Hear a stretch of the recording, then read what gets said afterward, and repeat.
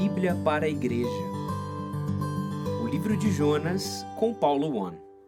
Identidade de fachada. Jonas capítulo 1, versículos 7 a 11. E diziam uns aos outros: Vinde e lancemos sorte, para que saibamos por causa de quem nos sobreveio este mal.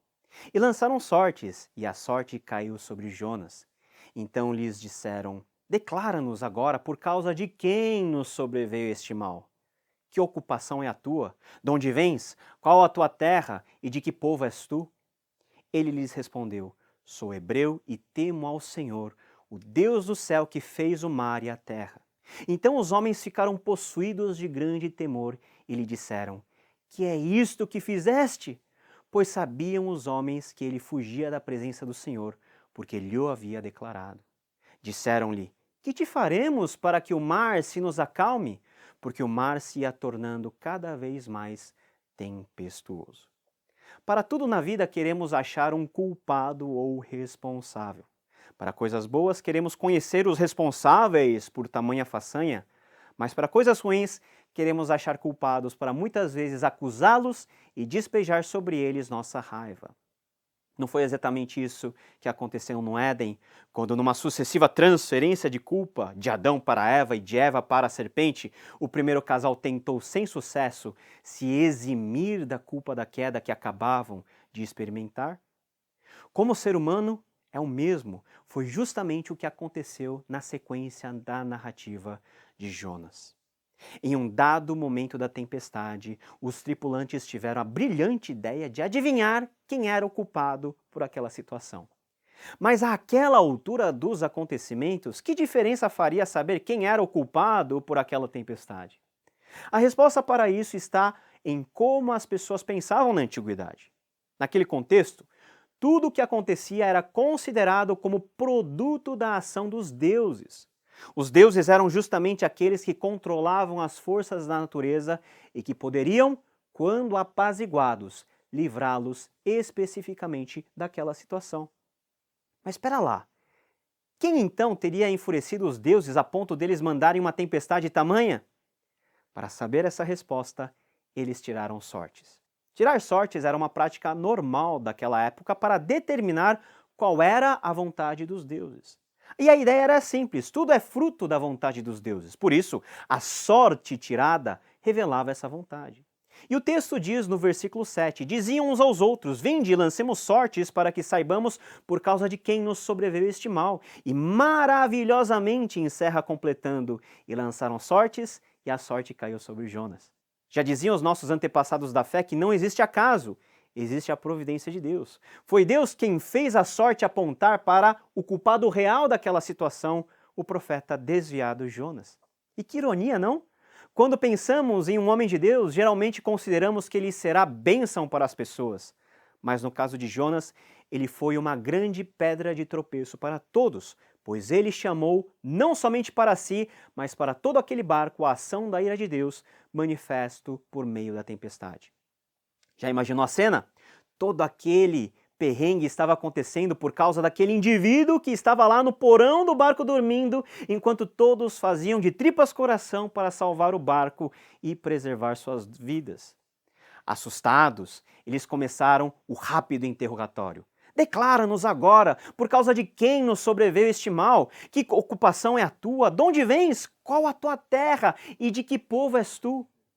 O tom dessas perguntas foi forte. Eles queriam saber o que Jonas havia feito para que os deuses ficassem tão irados. Sem saída, Jonas acordou de seu sono e do estado de anestesia espiritual e respondeu: Eu sou hebreu e temo ao Senhor, o Deus do céu, que fez o mar e a terra. Um hebreu, um temente a Yahvé, aquele que fez o mar e a terra. Então o servo do Deus que fez o mar deveria ter feito algo muito grave para que o mar quisesse engolir a todos naquele barco. Não sabemos o como, mas Jonas disse exatamente tudo o que aconteceu com ele e o que ele fez. E como alguém que se vê confessando dos seus crimes quando não há mais outras formas de se escapar, o profeta confessou diante da tripulação ímpia a sua própria impiedade. O que nos surpreende nesse texto é a reação da tripulação que não conhecia o Deus de Israel. diante da confissão de Jonas. Diz o versículo 10 o seguinte: Então os homens ficaram possuídos de grande temor e lhe disseram: Que é isto que fizeste? Pois sabiam os homens que ele fugia da presença do Senhor, porque lhe o havia declarado. Naquele momento, os corações de todos gelaram abaixo de zero. Eles haviam descoberto não apenas o culpado, mas o grau e a intensidade da transgressão que Jonas cometeu diante do seu Deus. Eles queriam saber e Jonas declarou tudo o que eles queriam ouvir. Enquanto vemos Jonas com um certo grau de frieza e, por que não apatia, percebemos que os marinheiros ímpios, e olha que ironia, eles temeram grandemente por aquilo que Yahvé estava fazendo. Qual é o valor da nossa identidade em Deus? Será que o conhecimento de quem somos em Cristo automaticamente nos leva a viver uma vida alinhada à sua vontade?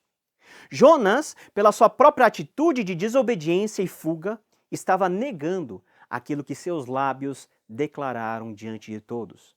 Eu sou hebreu e temo ao Senhor. Mas Jonas realmente temia ao Senhor? Será que se Jonas tivesse realmente temido a Deus, ele teria desobedecido de forma tão descarada para ir para o outro lado de onde Deus queria que ele estivesse? Pela narrativa, o que nos choca é que vemos os ímpios, aqueles marinheiros que adoravam aos mais diversos deuses, comerciantes, provavelmente de procedência fenícia, justamente eles temendo de fato ao Senhor do céu, que fez o mar e a terra. Qual é o valor do nosso ofício ou ministério? Aquilo que nós fazemos para Deus não nos qualifica automaticamente a sermos de Deus. Não sabemos como foi o ministério de Jonas antes e depois dos fatos relatados em seu livro. Mas uma coisa nós temos certeza: o título profeta não livrou Jonas de ter que encarar a dura realidade que ele mesmo, sendo profeta, pecou contra o Senhor e estava recebendo a justa retribuição pela sua impiedade. Ele era sim profeta, mas um profeta nominal, cujas atitudes reais traíram o chamado e a comissão do Senhor. Pela narrativa, o que nos choca mais uma vez é que o ofício de marinheiro teve um valor mais alto do que a do profeta, que afinal era profeta, mas só na aparência. Ou seja, mais vale um marinheiro que tema ao Senhor do que um profeta desviado. Para tudo na vida, queremos achar um culpado ou responsável. Os marinheiros quiseram achar um responsável para aquela terrível situação. Mas o que vemos hoje e veremos na sequência da nossa exposição é que em nenhum momento a tripulação daquele barco quis descontar a raiva que estavam sentindo de Jonas. Pelo contrário, eles se mostraram mais nobres que o profeta, pois temeram a Deus em seus corações e agiram com Jonas de forma piedosa. Onde está alicerçada, meus irmãos, a sua identidade? Essa sua identidade em Deus te leva a viver uma vida de obediência e temor, piedade e graça diante do seu semelhante? O convite desse texto, por mais estranho que isso possa parecer, é de, em primeiro lugar, emular o exemplo dos marinheiros e da tripulação daquele navio, que mesmo sem terem um histórico de crentes ou serem judeus, temeram a Deus e agiram em temor. Em segundo lugar, como pessoas cientes de quem somos em Cristo, urge tomarmos cuidado com a nossa própria vida, para que o nosso pensar, falar, proceder e agir sejam reflexos cristalinos do temor do Senhor que deve habitar ou deveria preencher toda a nossa vida. Faça com que a frase "Eu sou cristão, temo ao Senhor, o Deus do céu, que fez o mar e a terra", seja verdade em seus termos e em seus efeitos, na sua vida e diante de todos aqueles que estão próximos a você. Nos vemos no próximo episódio, querendo Deus. Até lá.